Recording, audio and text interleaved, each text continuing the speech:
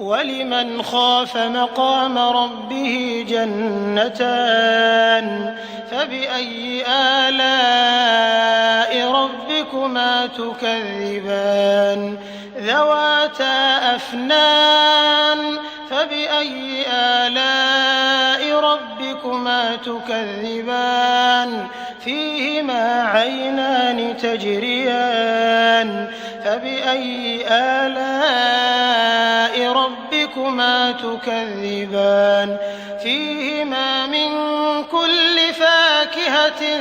زوجان فبأي آلاء ربكما تكذبان متكئين على فرش بطائنها من استبرق وجنى الجنتين دان فبأي آلاء ربكما تكذبان فيهن قاصرات الطرف لم يطمثهن إنس قبلهم ولا جان فبأي آلاء ربكما تكذبان كأنهن الياقوت والمرجان فبأي آلاء ربكما تكذبان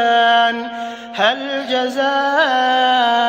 الإحسان إلا الإحسان فبأي آلاء ربكما تكذبان ومن دونهما جنتان فبأي آلاء ربكما تكذبان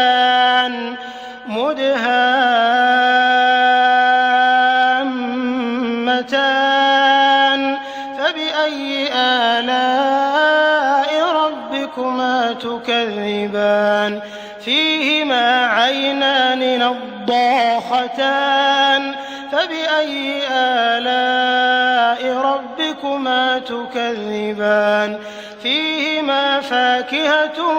ونخل ورمان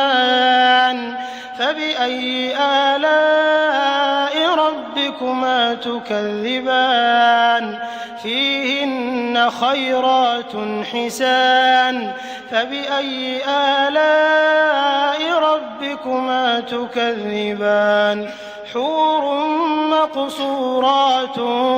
في الخيام فبأي آلاء ربكما تكذبان لم يطمثهن إنس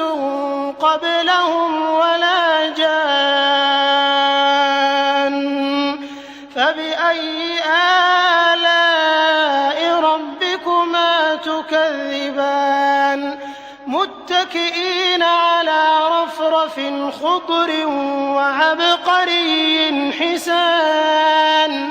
فبأي